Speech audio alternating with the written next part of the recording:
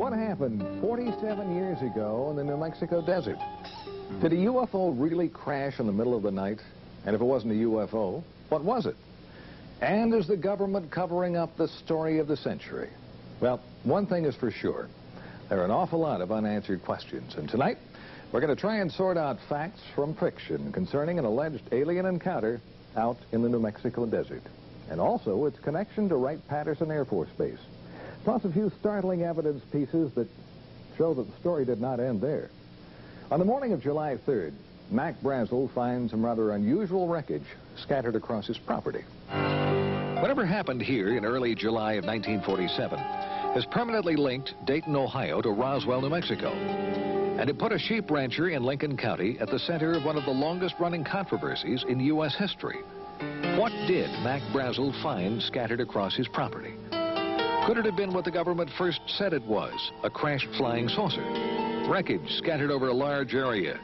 Witnesses describing it as lightweight and super strong beams with strange drawings and foil-like material that had a memory. There were a lot of people that believed that we had something unique, otherwise we wouldn't have. Walter Haught was the Roswell Army Airfield Public Information Officer, and he was ordered to release the story that the government had indeed recovered a crashed saucer on Brazel's ranch. His friend, intelligence officer Jesse Marcel, was one of the first military men at the debris site. Jesse had gone out to the ranch with Brazel and picked up a bunch of material and brought it back to the base. That material was flown to General Ramey's office. And according to other reports, some of it came here to Dayton. A lot of this material, there were very few people saw. A lot of it was put on trucks out at the site, or covered, taken to the aircraft, and the aircraft flown either to Wright Field or wherever else they may have gone.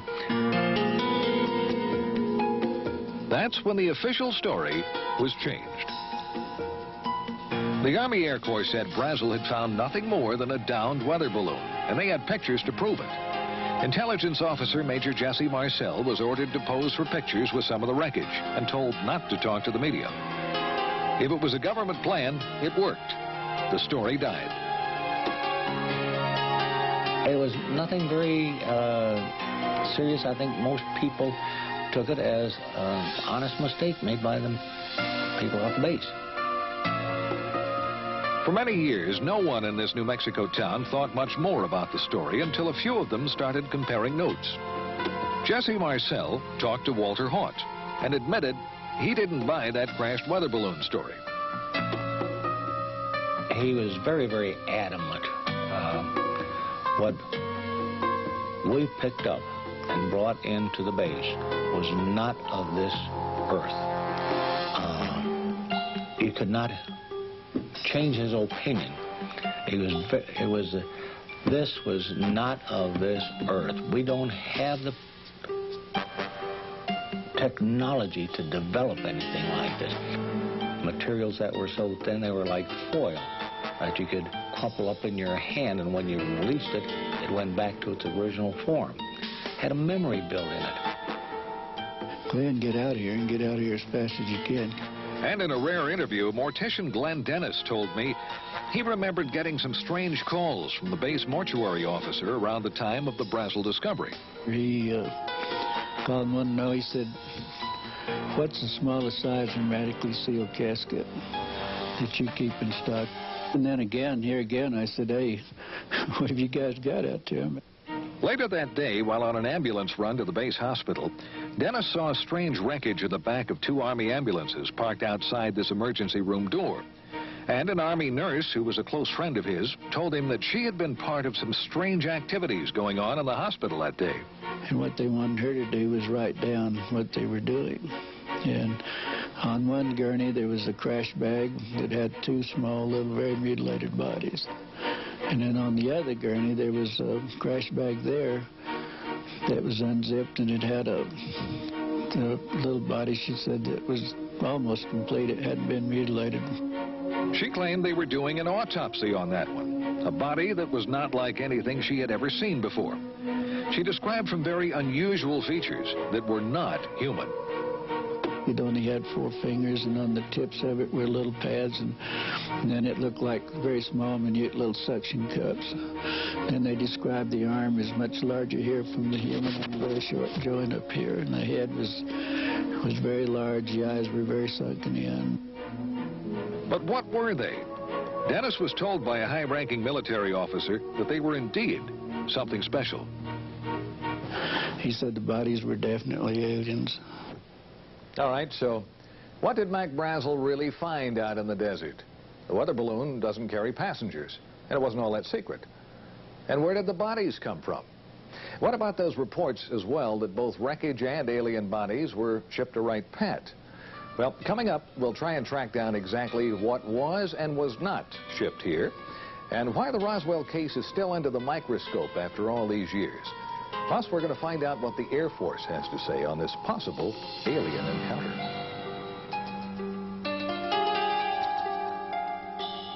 Again, it started attracting real attention around 1979, when some well-established researchers, including Stan Friedman, Bill Moore, Kevin Randle, and Don Schmitt, started to dig into the story. Witnesses talking about another crash site miles from the Brazel Ranch and alien bodies. Also, rumors of a Wright-Patt connection grew. This teletype from the FBI office in Dallas to the one in Cincinnati mentions a disc and balloon being sent to Wright Field for examination. And Army Air Corps pilot Pappy Henderson admits that he flew wreckage of a crashed saucer from Roswell to Dayton, and he tells a friend that he saw alien bodies. The question is today, 1994, where is the material? Where are the bodies? Certainly unique specimens would have been preserved. Authors and researchers Kevin Randle and Don Schmitt have just released the latest book on the Roswell case. And they told me witnesses have shed even more light on the story. We've talked about civilians and military who were there. We have over 50 sworn affidavits all attesting to personal involvement in this case. And more than one witness has mentioned government cover-up.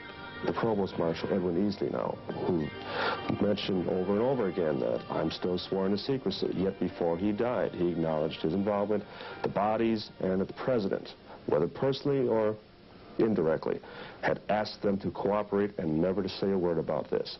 And about that Wright-Patt connection? We have first-hand testimony that there were 2 separate body flights that went out early morning of July 6th, sometime between 2 and 3 in the morning. That there were 2 flights, one went on to Andrews Air Force Base in Washington, D.C. And we can only imagine who may have been interested in possibly seeing the contents within the bomb bay. And the other flight went on to Wright Field. All right, some amazing allegations as to what might have been shipped to Wright-Patt following the crash at Roswell. Well, recently we went on base to try and find some evidence to back up the witness statements and also try and prove or disprove the allegations and also some long-standing rumors. We got some answers and a few surprises. This is Area B at Wright-Patt, and behind me a cluster of buildings and hangars. Now, most of the old rumors were that the bodies and wreckage were kept in Hangar 18. Well, first of all, there never was a Hangar 18. There is a Building 18, but it's home to Wright Lab, and it never has been home to Foreign Technology Division, which is the division that you would have expected to have been in charge of the wreckage and the bodies. We checked base civil engineering maps that show everything above and underground. And those rumored secret underground storage vaults and tunnels just don't show up. But a recent article in Far Out magazine claims Building 620, that's the avionics lab up on the hill, has access to secret vaults through a tunnel under the auditorium. So, using the map in the magazine, we found a tunnel. And here it is. Sources confirm it's the only tunnel under that building. We found no vaults of any kind, plus the building wasn't built until the mid-60s. So, what happened to the wreckage from Roswell? Well, the Air Force agreed for the first time to talk about it. Had there been in an exclusive one-on-one interview with a man who heads this sprawling complex known as the Air Force Foreign Aerospace Science and Technology Center, we got some surprising answers. The obvious first question: were alien bodies and wreckage recovered from a crash at Roswell, and were they brought to Wright-Patt? We've extensively researched that, kind of hoping that we might find after all these years that really there was some thread of truth. and we've had no success at all. And I know today there are no such vehicles or bodies on the base. If they were. If we're to believe that Roswell was nothing more than a weather balloon crash, why would it have been brought here in the first place? If it was easily identified as a weather balloon, probably it wouldn't have been. Okay. If it were a foreign weather balloon, it may have been. If it were unidentified, it would be brought here because, in fact, that is our job, to look at technology and technological advances in any sense.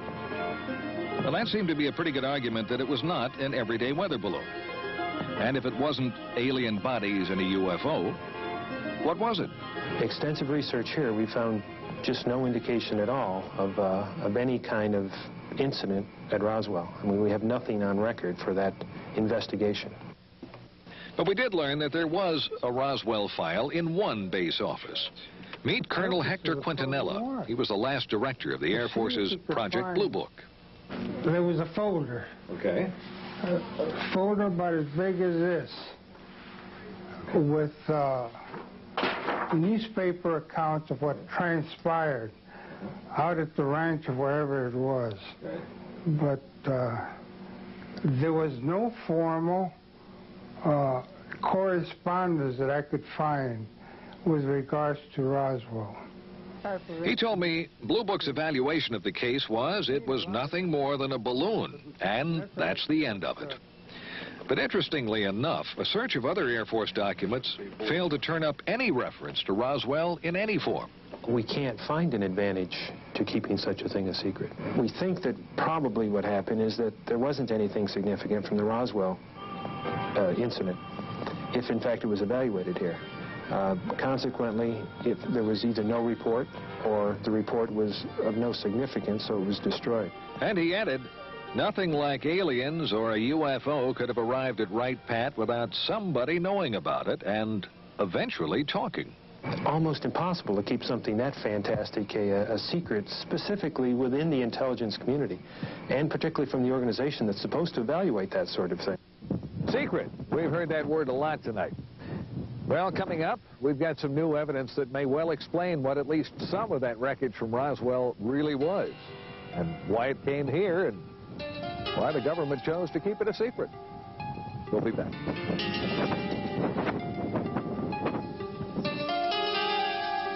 The official story was nothing more than a weather balloon that crashed near Roswell, New Mexico back in July of '47. And there are as many theories as there are UFO investigators, but every one of them agrees on one fact. Something unusual crashed right here on Mac Brazel's ranch near Corona, and the government covered it up. And they also claim more wreckage and bodies were found at other locations. First site mentioned near the plains of St. Augustine. That was way over in this area. And the most recent site, Randle and Schmitt's brand new theory, is closer to Roswell, probably about this area. Well, we've uncovered a pretty good explanation for at least one crash, the one on Brazel's property. If you look at Mac Brazel's original description of what he found on his ranch, lightweight beams with strange purple markings that resembled flowers and foil-like material that kept its shape, our investigation found that that matches the type of materials used in a top-secret high-altitude spy project known as Mogul. It was far different in materials and mission from any common weather balloon. Now, let me show you the difference. Coming up is a drawing of a Mogul weather balloon, one of the configurations. A lot of balloons, suspended pieces down here, exotic materials, and from top to bottom, it stretched over 600 feet. And it was designed to spy on the Russians to keep track of their nuclear tests. And it had an above top secret project clearance. Now, Mogul project manager Professor Charlie Moore told me it was not uncommon for that giant Mogul balloon to be mistaken for a UFO. When Moore and his Mogul team learned of the flap over the Roswell incident, he said they laughed, but they kept quiet about their project. Moore identified the wreckage in the Jesse Marcel picture as a Mogul ML-307B that had been launched from Alamogordo, New Mexico. He confirmed a crash would have spread wreckage over a large area. And why wouldn't anyone have recognized it? Well, Moore said no one around Roswell had ever seen one. Moore was even cleared to know about Mogul flights. And that's probably why the wreckage was sent to Wright-Pat. Now, there's one more twist that tends to back up the Mogul theory. The former top man with Project Mogul, Colonel Marcellus Duffy, was at Wright-Pat when the Roswell wreckage arrived. He recognized it, but that story never got out. According to another former Mogul officer, retired Air Force Colonel Albert Trukowski, Colonel Duffy could not talk about it because of the secrecy. So, if it was a giant Mogul spy in the sky that went down on Brazel's ranch, something else must have crashed nearby, something with small passengers. Mogul officials can't explain that. Well, more than a few witnesses claim they saw bodies. Like a man identified as a former Air Force physician who related what an intelligence officer told him about strange bodies and a Wright-Pat connection. The beings on that spacecraft, he relates, were not anything that he could identify from our planet. They did not appear like any human being he'd ever see, but they were obviously not anything else. They obviously were living human beings, and some of them were injured, most of them were dead. They were taken by he and a number of other individuals to Wright-Patterson Air Force Base at that particular point in time, and he said they were put there for later evaluation, identification, examination by the Air Force and by the military. Now, when we come back, possibly the first physical evidence that more than just wreckage from a top-secret project came to Wright-Pat. Plus some pictures that could prove UFOs are real. Well, we've had great photographic proof for years. The question is the resistance to accepting it as being proof. Brown Hospital on the grounds of the VA Medical Center in Dayton. And up until a few years ago, it was a very active hospital. And on the 3rd floor of this building, there was the dental lab. In that lab, a dental technician. We'll call him Jack Schmitt. And as Jack told the story to Len Stringfield, it was on a Thursday. He remembers the day quite well because Thursdays were normally very quiet days here at the VA Medical Center. And 2 men he identified as officers from Wright-Patterson Air Force Base brought him a model, an impression of a lower jawbone. They wanted a working model made. He was to keep no records, and the mold he created to make the model was broken and thrown in the trash as the Air Force officers left. Smith retrieved the broken mold pieces and put them back together at home, and he made his own model. He said he knew this just wasn't human. Few have ever seen it, and those that have can't identify it. An article in Len Stringfield's new book quotes certified dental technician Bruce Phillips as saying it's not like anything he'd come across in his 20 years in the business. The teeth are flat, no cutting surfaces. The shape of the jaw is different from humans, and the arch is much deeper. If it isn't identifiable as animal or human by people who should know, what is it?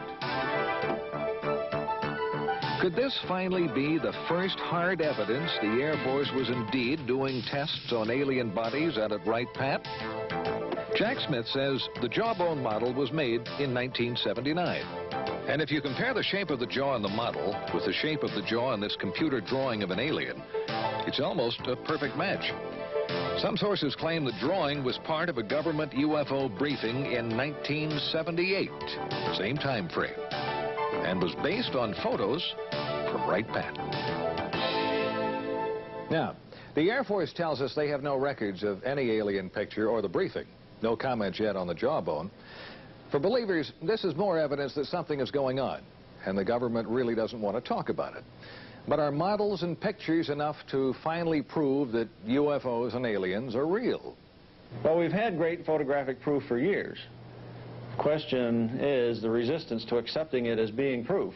Dr. Bruce Maccabee is one of the most respected experts in the field of photoanalysis. And Bruce says some pictures taken near Gulf Breeze, Florida back in January by Ed Walters would have been pretty tough to fake. The first picture shows an unidentified object with an F-15 closing in. The next shows the plane flying by the object. Here you have a situation where the airplane actually got in between the camera and the object. Walters claims the plane made a U-turn and the object flew away at high speed. Maccabee showed me videos of other sightings around Gulf Breeze at around the same time, and they were ones that were hard, if not impossible, to explain. Skeptics have often said, you know, if this stuff were real, you would have photos and videos. What can I say? Now you've got photos and videos. Now you've got photos and videos. It's interesting to note the Air Force has never said that UFOs don't exist.